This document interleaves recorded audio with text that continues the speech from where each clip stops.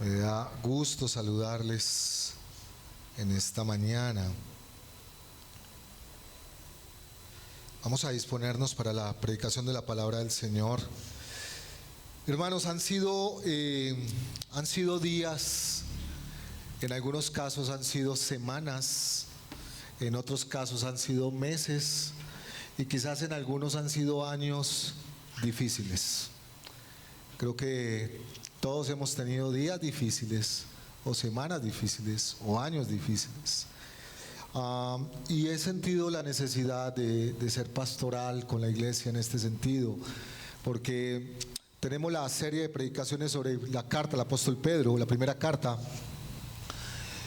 y también hemos venido trabajando en la campaña de ¿Quién es mi uno?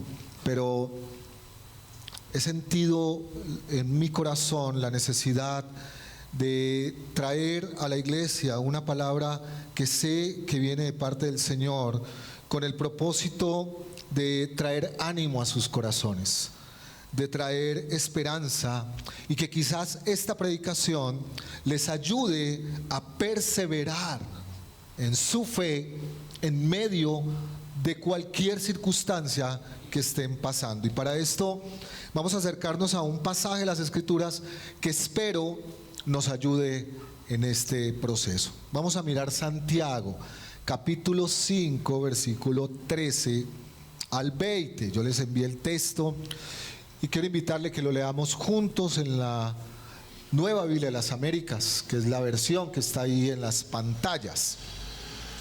Le invito a estar de pie y leemos la palabra del Señor con toda la reverencia por lo que es. No es cualquier libro, hermano. Leámoslo juntos en voz alta. ¿Sufre alguien entre ustedes? Que haga oración. ¿Está alguien alegre? Que cante alabanzas. ¿Está alguien entre ustedes enfermo? Que llame a los ancianos de la iglesia y que ellos oren por él, ungiéndolo con aceite en el nombre del Señor. La oración de fe ¿sí? La oración de fe restaurará al enfermo y el Señor lo levantará. Si ha cometido pecados, le serán perdonados. Por lo tanto, confiésense sus pecados unos a otros, oren unos por otros para que sean sanados. La oración eficaz del justo puede lograr mucho. Elías era un hombre de pasiones semejantes a las nuestras y oró fervientemente para que no lloviera, y no llovió sobre la tierra por 3 años y 6 meses. Oró de nuevo y el cielo dio lluvia y la tierra produjo fruto. Hermanos míos, si alguien de entre ustedes se extravía de la verdad y alguien lo hace volver, sepa que el que hace volver a un pecador del error de su camino salvará su alma de la muerte y cubrirá multitud de pecados. Puede tomar su lugar.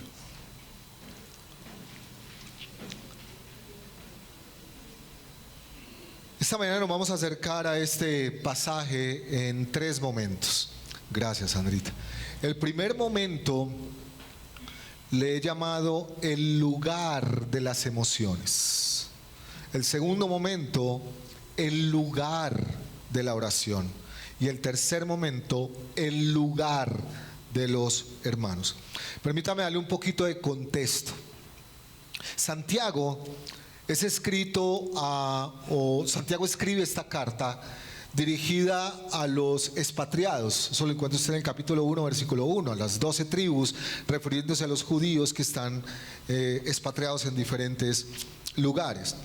Este Santiago es el mismo Jacobo, la otra manera de llamar Santiago y Jacobo es lo mismo, es otra forma distinta de decir el mismo nombre. Probablemente es el medio hermano de Jesús. Y Santiago es este mismo que es el líder fuerte de la iglesia de Jerusalén. Seguramente tuvo que enfrentar la hambruna que vivió la iglesia de Jerusalén en esa época, esos primeros 20 años, como también la persecución que se vivió. Y la carta de Santiago creo yo que tiene por lo menos 2 énfasis muy marcados. El primero tiene que ver con la teología práctica, o lo que algunos llamarían la ortopraxis de la ortodoxia. la ortopraxis de la ortodoxia, es decir, la práctica de lo que se cree. Y por eso Santiago hace un énfasis muy fuerte en, hey, ponga en práctica. La fe sin obras es muerta, la fe sin obras es muerta. Santiago es un libro muy, muy parecido a los Proverbios, y también es un libro muy, muy conectado con el Sermón del Monte en los Evangelios. Pero creo que el otro énfasis de Santiago tiene que ver con la idea de animar a los hermanos a perseverar en la fe en medio de las pruebas y en medio de las dificultades. Ahí en el capítulo 1, versículo 2 de Santiago, ustedes van a encontrar que Santiago les dice: gozaos y alegraos cuando os halléis en diversas pruebas, sabiendo que la prueba de vuestra fe produce paciencia. Es decir, esta es una comunidad que está pasando por malos momentos, por dificultades, y Santiago les escribe todo esto con la intención de que ellos puedan ser animados allí. Ahora, con esto en mente, entremos entonces al texto.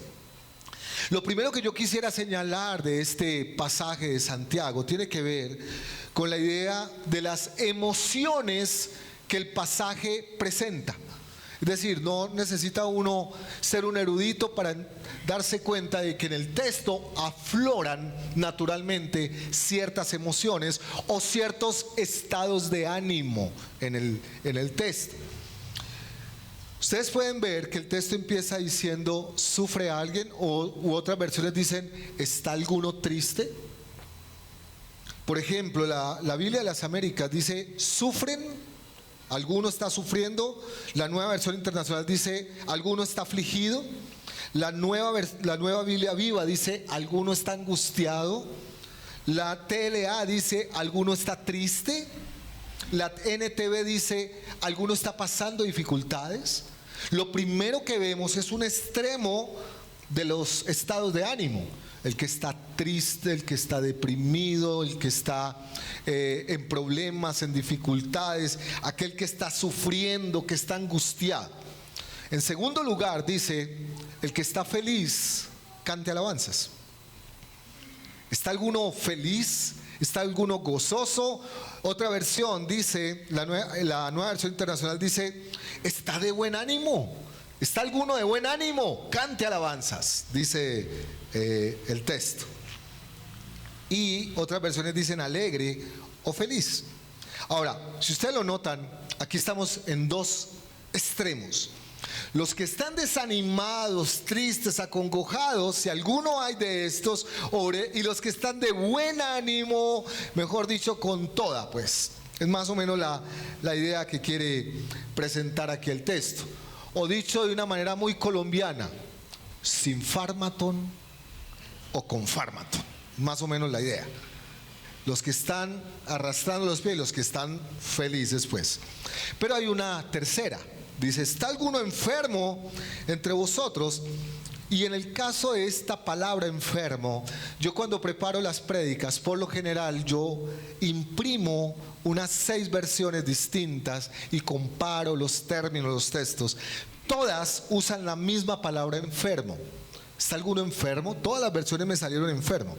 Pero luego de mirar los textos en las diferentes versiones, yo siempre hago un estudio de términos en el idioma original, sea griego o sea hebreo.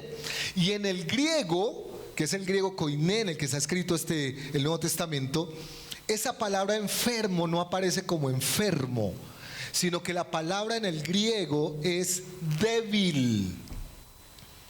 El significado de esa palabra es estar débil en cualquier sentido.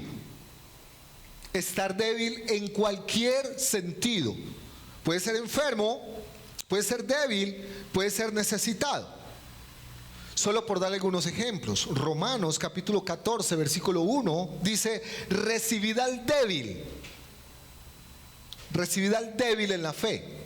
Romanos 14, 21 dice: bueno es no comer carne, ni beber vino, ni nada en que tu hermano tropiece o se ofenda o se debilite.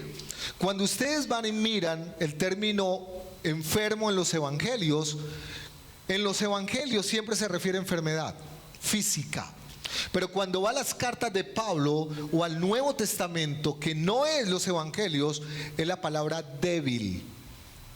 Y ese débil se asume en cualquier sentido. Es decir, que aquí la palabra enfermedad sí puede ser una enfermedad física, pero también enfermedad aquí puede ser, se refiere a una debilidad emocional o a una debilidad espiritual.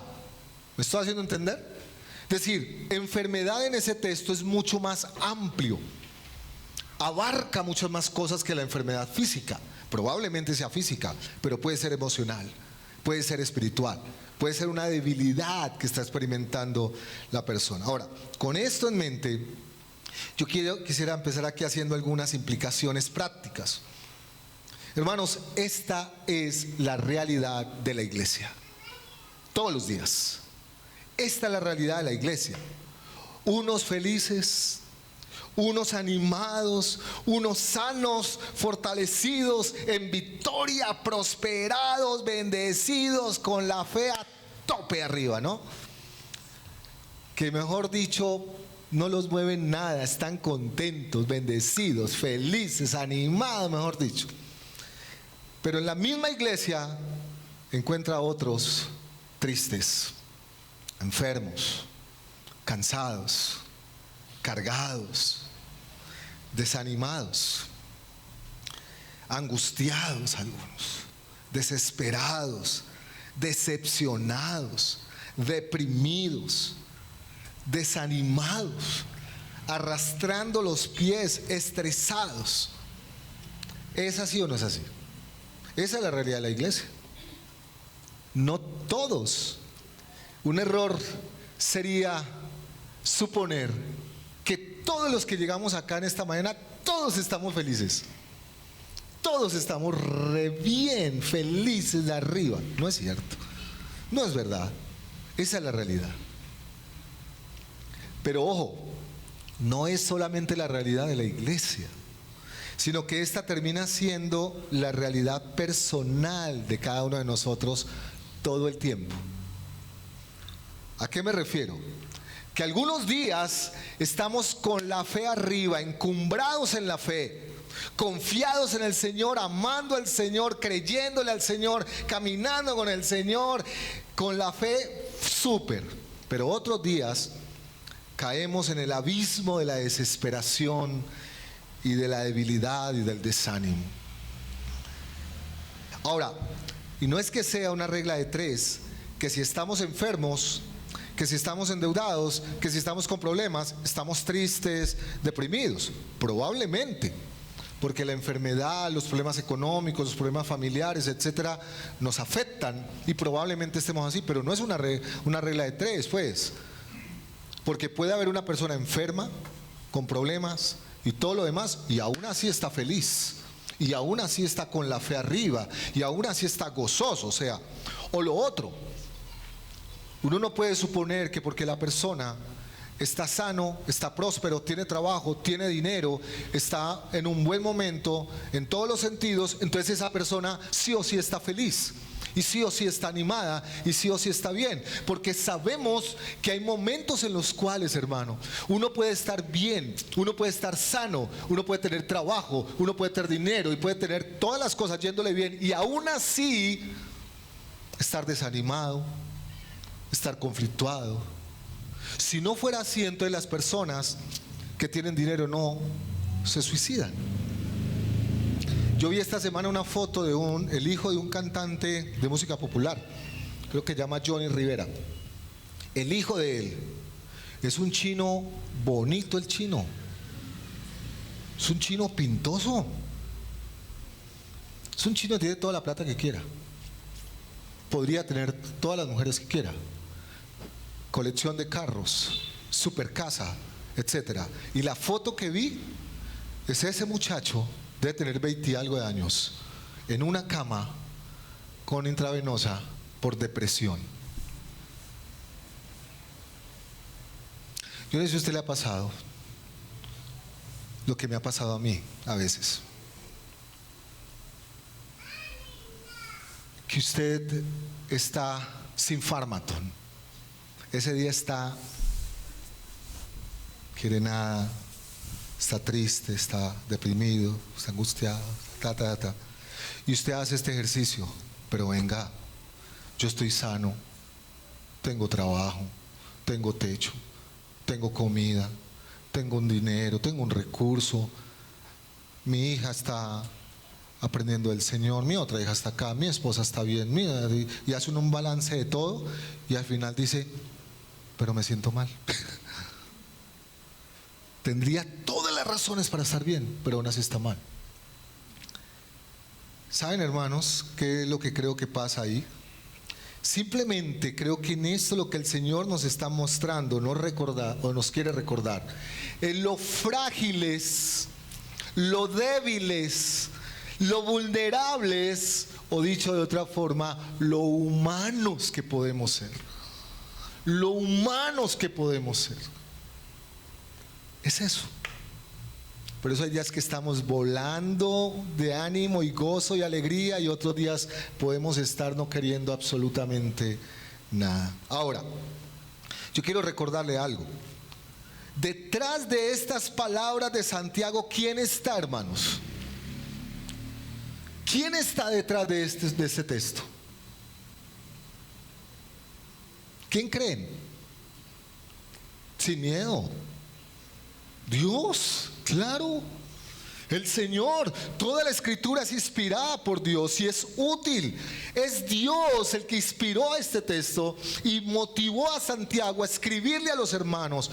Quiere decir, hermano, que detrás de esto, las palabras que hay allí, y quiero dejar esto grabado en su corazón, detrás de estas palabras está el Señor preguntándonos: ¿está afligido? ¿Está angustiado? ¿Está triste? ¿Está alegre? Hermano, al Señor no lo sorprende nuestros estados de ánimo cambiantes. Él no es como que, ay, se me volvió a deprimir. A Él no lo sorprende. Él lo sabe, Él lo entiende, Él sabe de nuestra humanidad.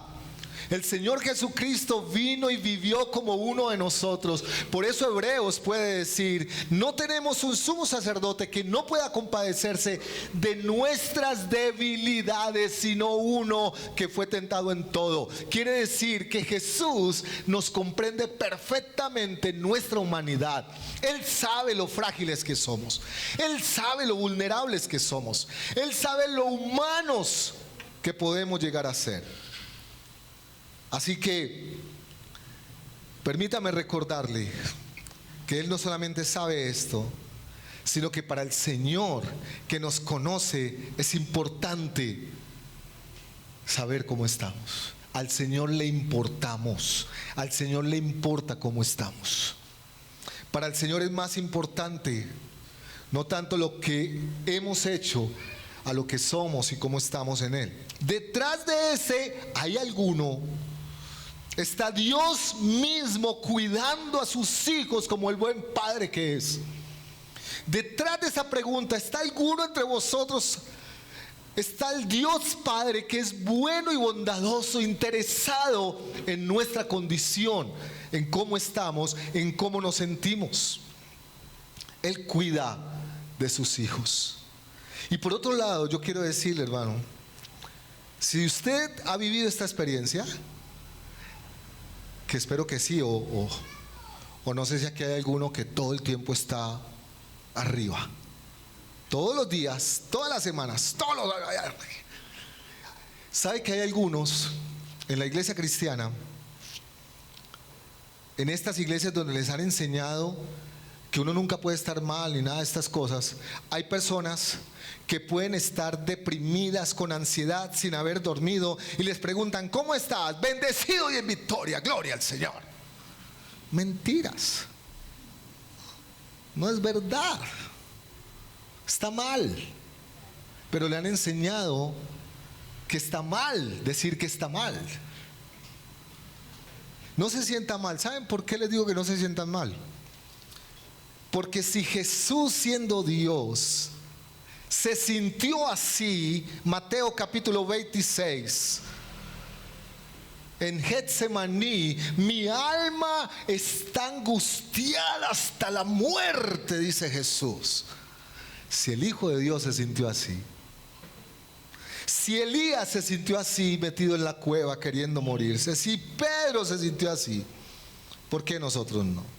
Así que yo quisiera preguntarle en esta mañana, no qué tantas cosas hizo esta semana, no qué tantas cosas cumplió esta semana, logró esta semana. Yo quisiera preguntarle en esta mañana, ¿cómo está, hermano? ¿Cómo está hoy? ¿Cómo vino hoy a este lugar? Mientras preparaba esto me acordé de Fico, el que fue alcalde de Medellín y candidato presidencial. Hay un cuento con Fico cuando hizo campaña la vez pasada, que no lo dejaban, no podía terminar una entrevista, porque el hombre estaba en una entrevista y todo el mundo lo saludaba y hay una frase famosa de Fico. ¿Usted se acuerda cuál es? Hola, ¿cómo estás? Hola, ¿cómo estás? Y está hablando, está entrevistando. Hola, ¿cómo estás? Hola, ¿cómo estás? Hola, ¿cómo estás? Y yo pensaba en esto.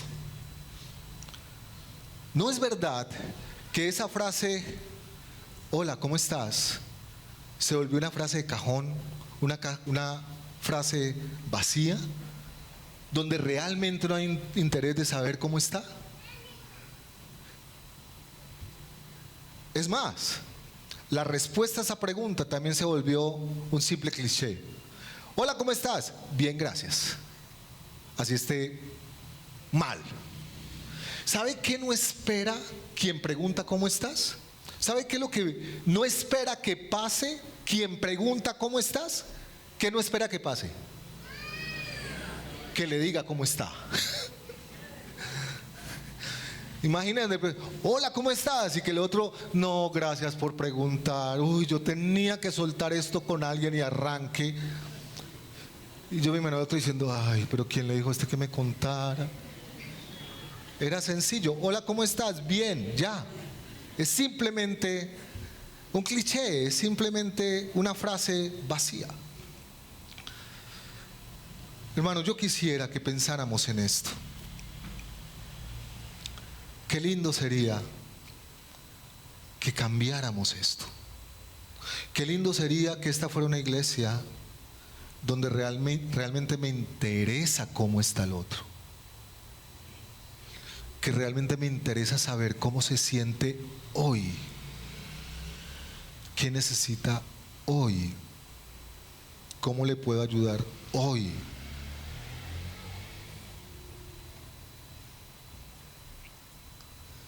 Y quisiera hacer una invitación. Yo no acostumbro a hacer esto porque no me gusta que me lo hagan. Por eso no lo hago con ustedes casi. Que es que lo pongan a hablar uno con el vecino en la iglesia, ¿no? Uno bien aburrido y dígale al que tiene al lado, ay no. Y más hablar con él que yo ni conozco y no. Y dígale que tiene al lado, y dígale que tiene al lado. Pero qué lindo poder hacer esto honestamente. Tener la confianza con el que está al lado y que uno le pone cómo estás y decir mal. Mal. Hoy es un mal día. ¿Cómo estás? Triste. ¿Cómo estás? Preocupado. ¿Cómo estás? Desanimado. O muy bien. ¿Cómo estás? Muy bien. Qué lindo sería uno poder compartir esa bendición con los hermanos, ¿no? ¿Cómo estás? Muy feliz. ¿Y por qué? Porque me gané el carro de Mercacentro. Me gané el carro de Mercacentro. Y adivine qué va a decir el hermano. Gloria a Dios. Disculpa, ¿y en cuál de los Mercacentros?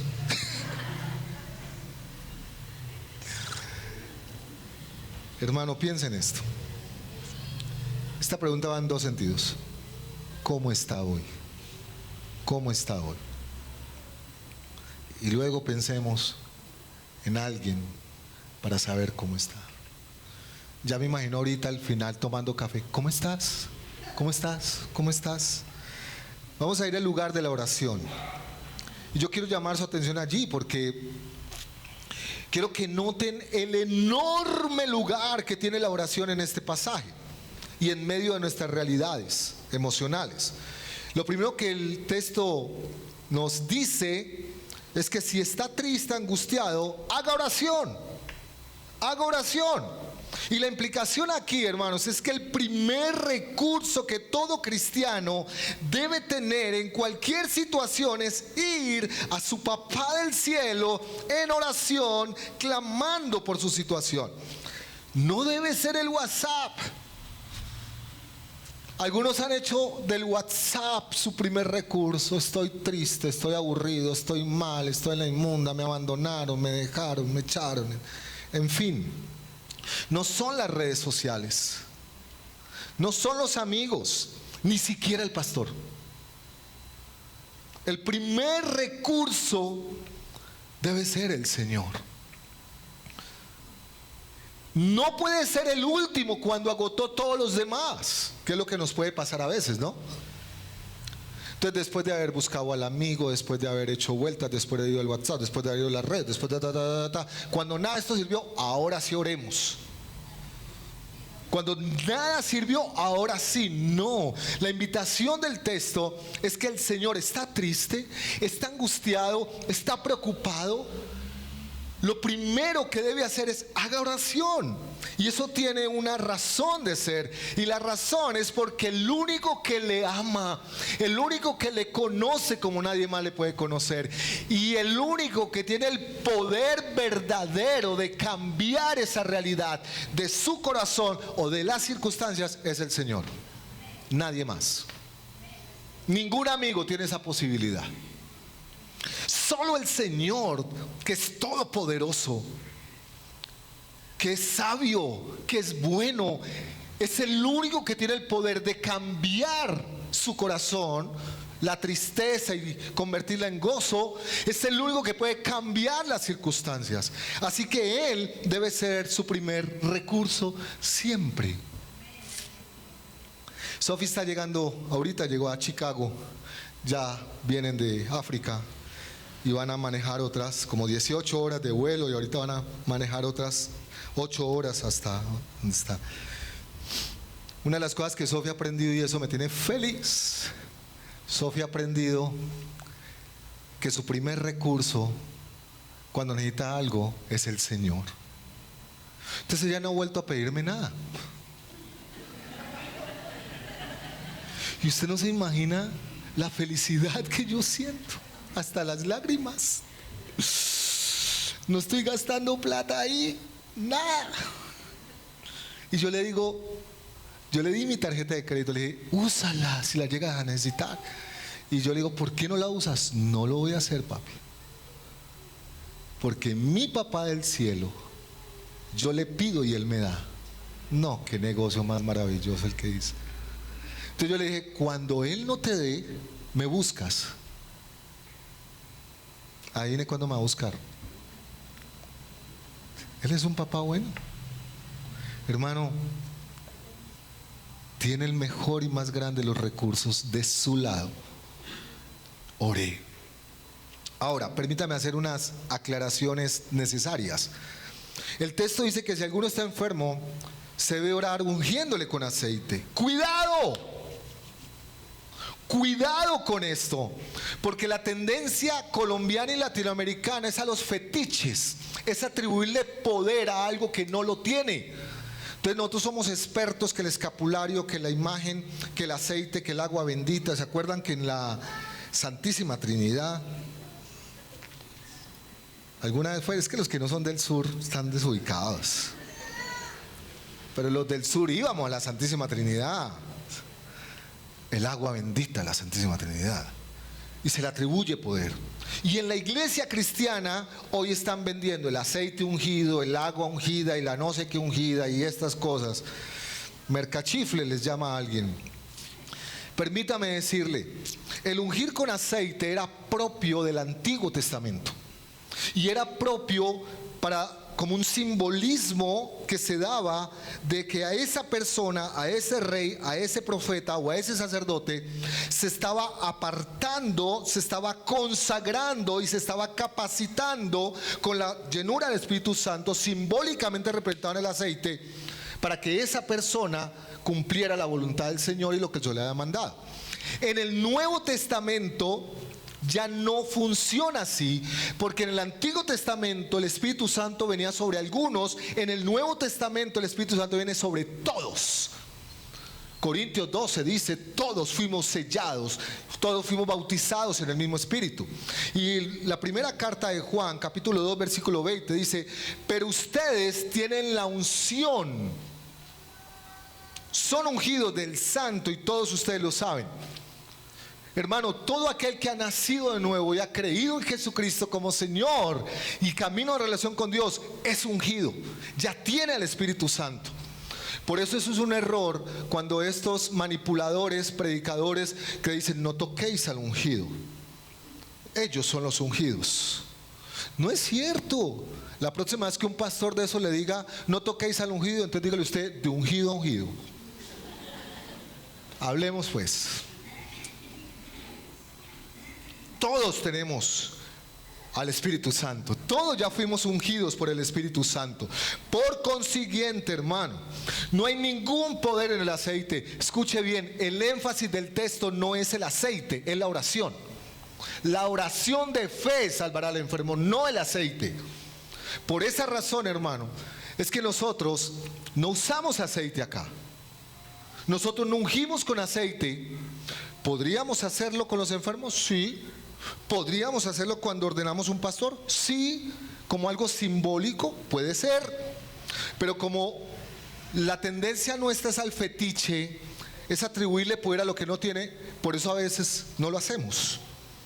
Y porque ya tenemos al Espíritu Santo en nuestras vidas. Y porque es algo simbólico de lo que el Señor ya ha hecho. Así que, hermano, no usamos el aceite como un fetiche para ungir el carro, la casa, el trabajo, la ropa, para apartarle las mujeres al marido, nada de eso.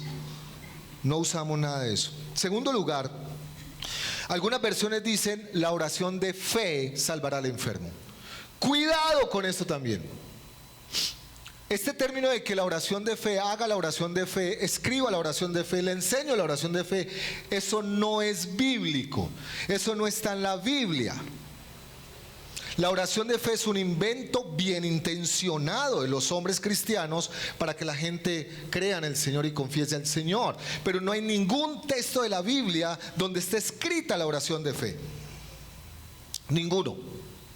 Claro, ¿de dónde se paran para decir esto? De Romanos capítulo 10, versículos 9 y 10. Que si confesares con tu boca que Jesucristo es el Señor y creyeres en tu corazón que Dios le levantó de los muertos, serás salvo, ¿no? Ahí está la oración de fe. Ahí no hay ninguna oración de fe. Eso hay que entenderlo en el contexto. Ese es el contexto del Imperio Romano. Y en el Imperio Romano César era Señor. César era reclamado como Señor. César exigía que se le reconociera como Dios. Y en ese contexto es que les está diciendo, si ustedes confiesan que Jesucristo es el Señor y no César, y lo creen verdaderamente, entonces tendrán vida eterna. Pero eso les podía costar la vida. A nosotros no nos está costando la vida. Entonces uno dice, pastor, pero hay que repetirla. Dios salva a pesar de la oración de fe. Mire, hermano, la última vez que yo hice una oración de fe así como la que me enseñaron, repeat, decía. Entonces uno terminaba como el cierre de venta, ¿no? Al final. Bueno, el cierre de venta es que repita la oración, así no crea nada, pero que la repita. Recuerdo que en una empresa de esta ciudad, de un amigo muy querido que lastimosamente ya falleció, me invitaban en un diciembre y yo llevé novenas navideñas. Y él reunió a todos sus empleados, él era el gerente. Y yo les compartí el evangelio a todos. Cuando terminé de predicar, les dije, por favor, si usted quiere recibir a Cristo, haga la oración de fe y repítala. Todos la repitieron. Y dije, wow, impresionante. Una cosecha hermosa para el cielo. Y yo, bueno, muchas gracias por su atención. Mire, fue literal.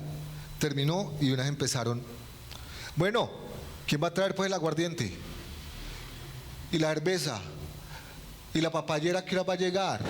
Venga, hijo de tantas, que no sé qué, venga, con la grosería y todo eso. Y yo ahí viendo ese espectáculo, yo dije, no puede ser. No hay tal cosa. ¿Sabe qué es lo que quiere decir ese texto ahí, hermanos? El que ora con fe. El que ora con confianza en el Señor.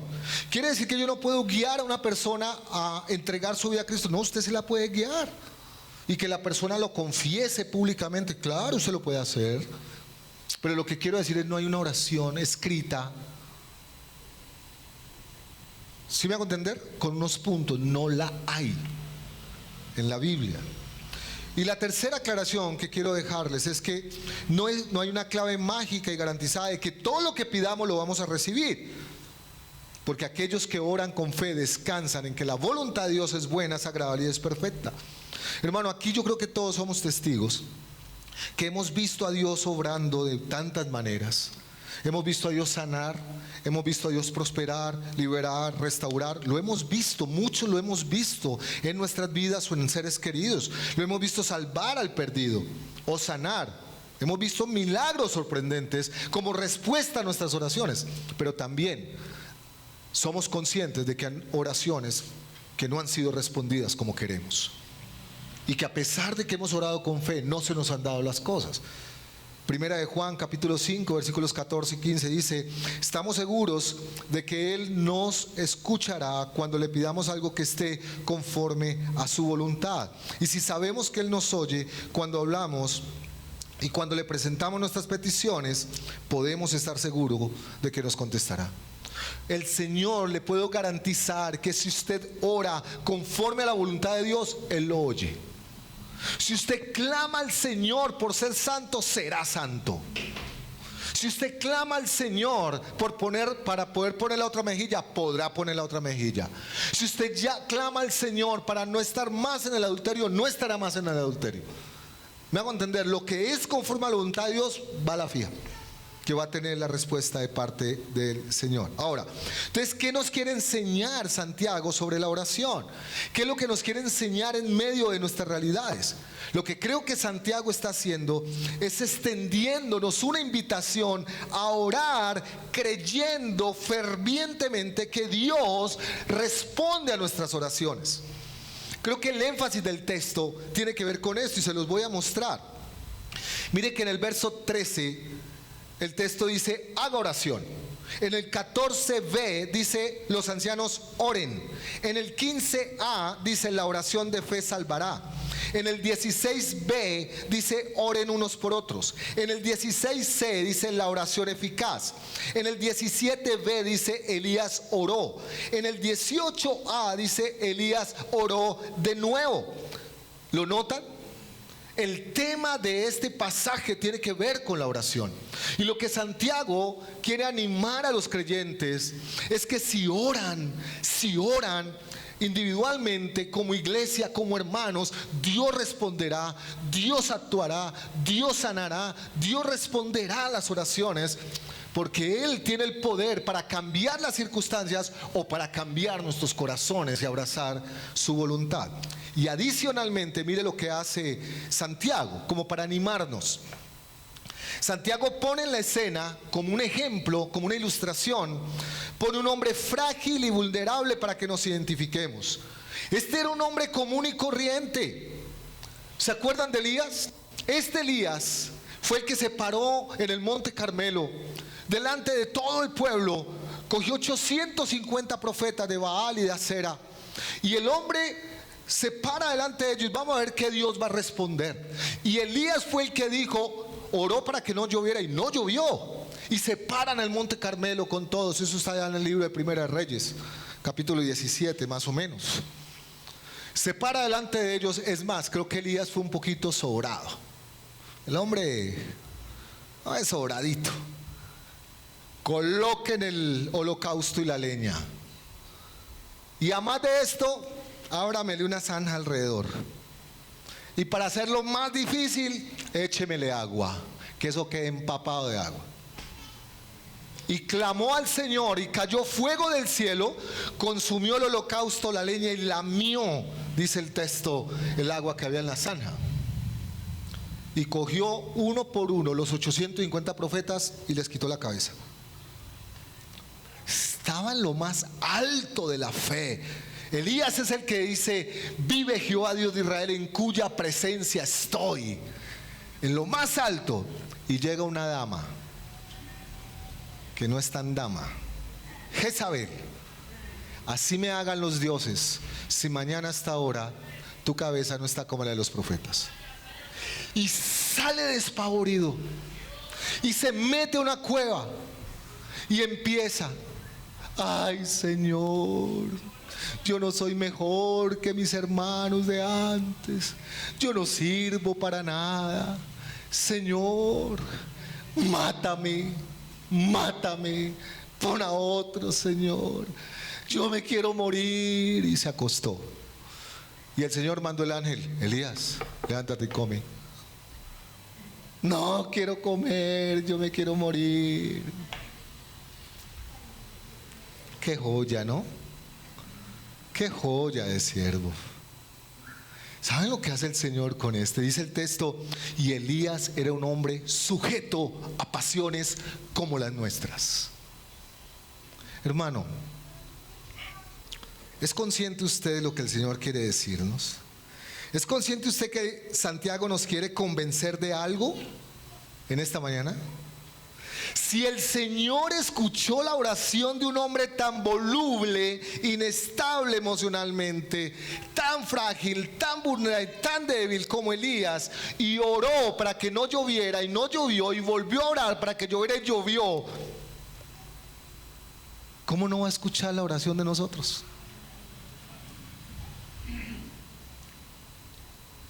No desprecie sus oraciones.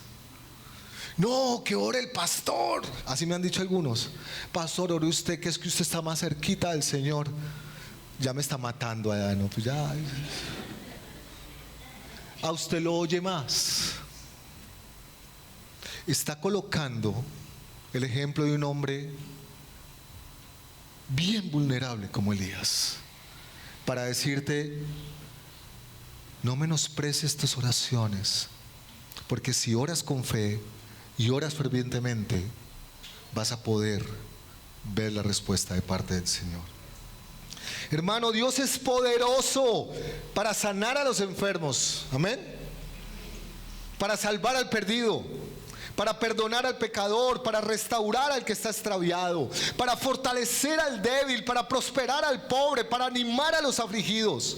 Así que la primera pregunta que hay que hacer es: ¿está orando? Porque si no está orando, apague y vámonos. Porque por lo menos el que ora tiene esperanza, pero el que no ora.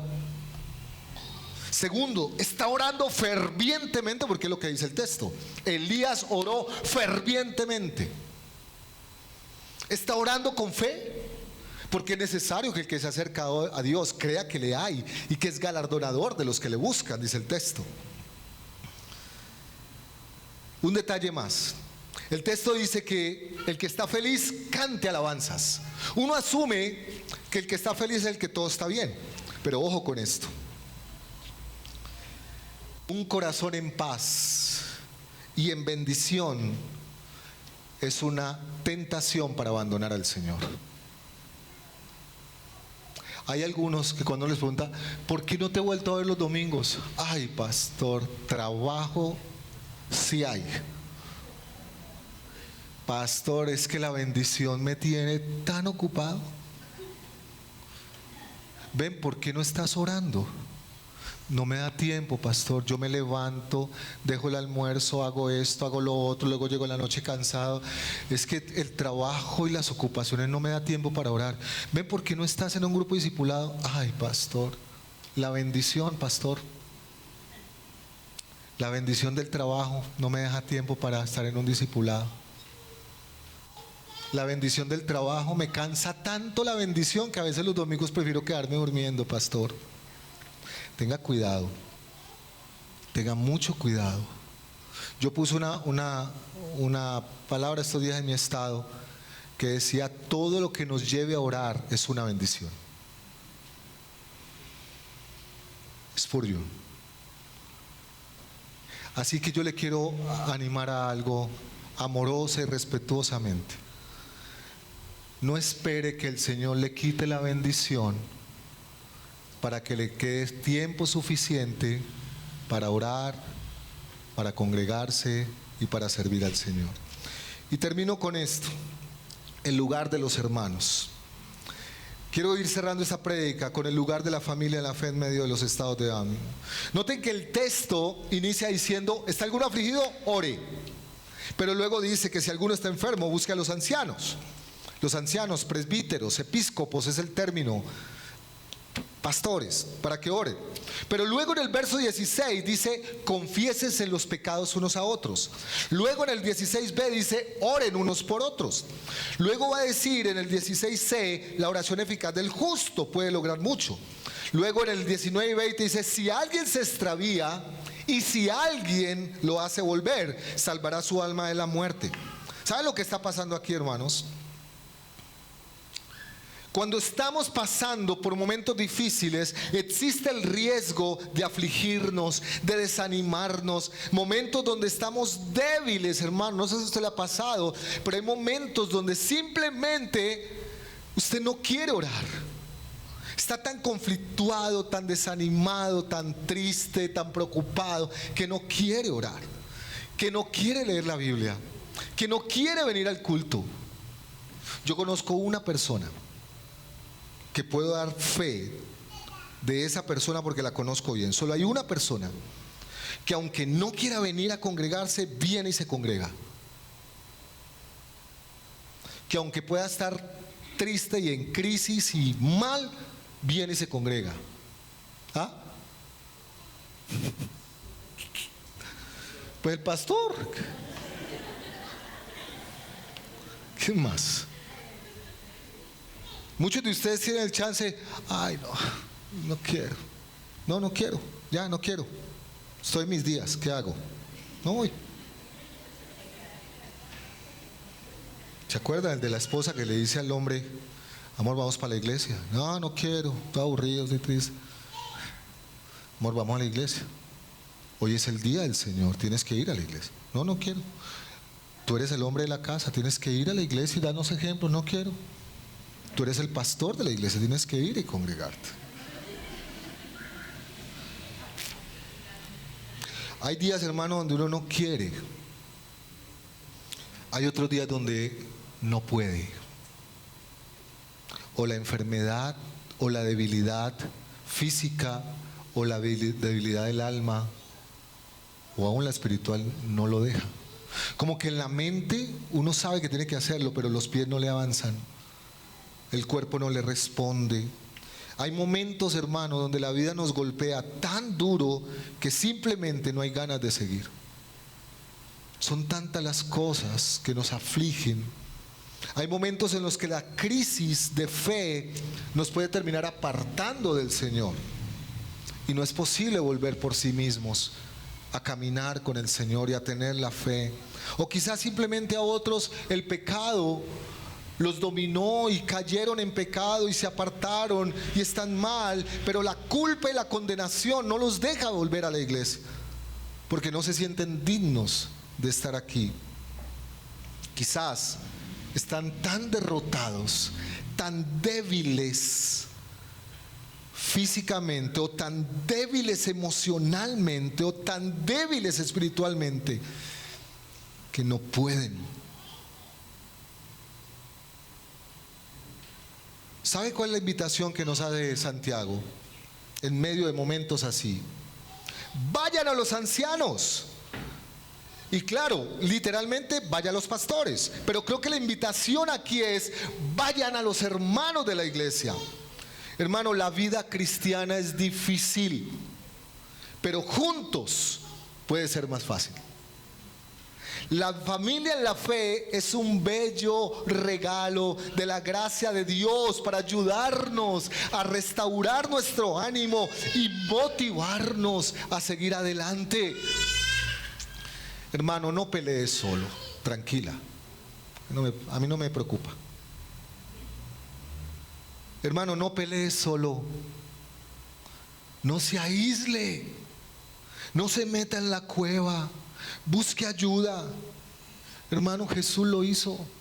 Mateo capítulo 26, versículo 38. Mi alma está destrozada de tanta tristeza hasta el punto de la muerte. Quédense aquí y velen conmigo.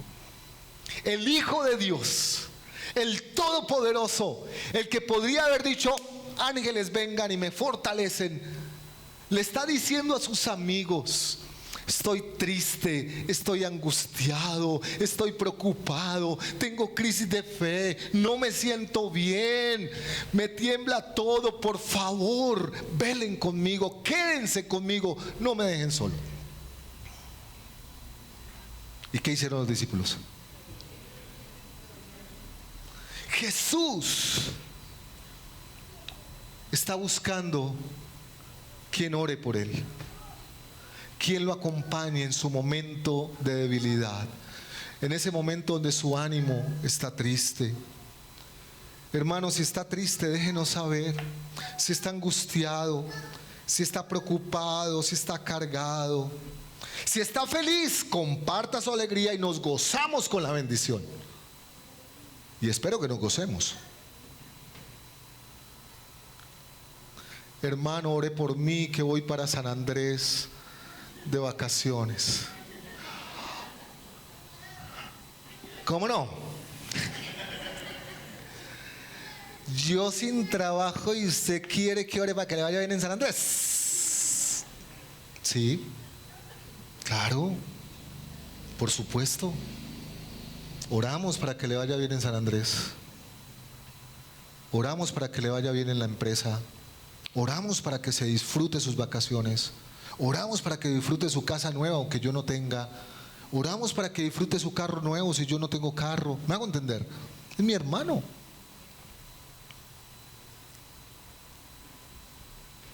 Está enfermo, está débil, física, emocional o espiritualmente. Déjenos saber y oramos. ¿Ha pecado contra el Señor? Confiese su pecado delante del Señor. Busque un hermano de la iglesia y cuéntele: he pecado, ore por mí. Y el Señor lo restaurará. Hermano, necesitamos de la oración unos por otros. Hace 15 días, quiero contarles que estuve mal, esa noche no dormí bien, estuve muy mal ese día. Llegué muy mal al culto.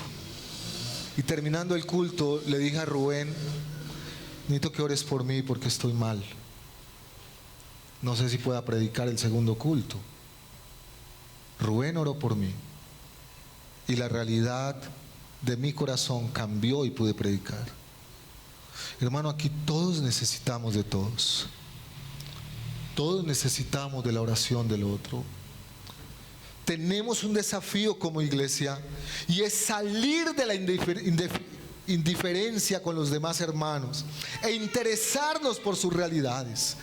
Quiero mostrarle dos versículos. Hechos 15:36. Después de algunos días, Pablo dijo a Bernabé: volvamos a visitar a los hermanos. Miren eso tan bello.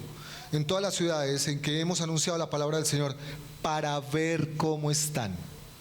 Qué lindo, ¿no? Qué lindo es. Qué lindo eso. Yo me acuerdo que los hermanos de Harlan en Estados Unidos vinieron una vez a visitarnos cuando empezamos esta iglesia, solo para saber cómo estábamos. Pagaron tiquetes desde Estados Unidos solo, no para predicar, no vinieron a predicar, vinieron a ver cómo estamos. Qué lindo eso, ¿no?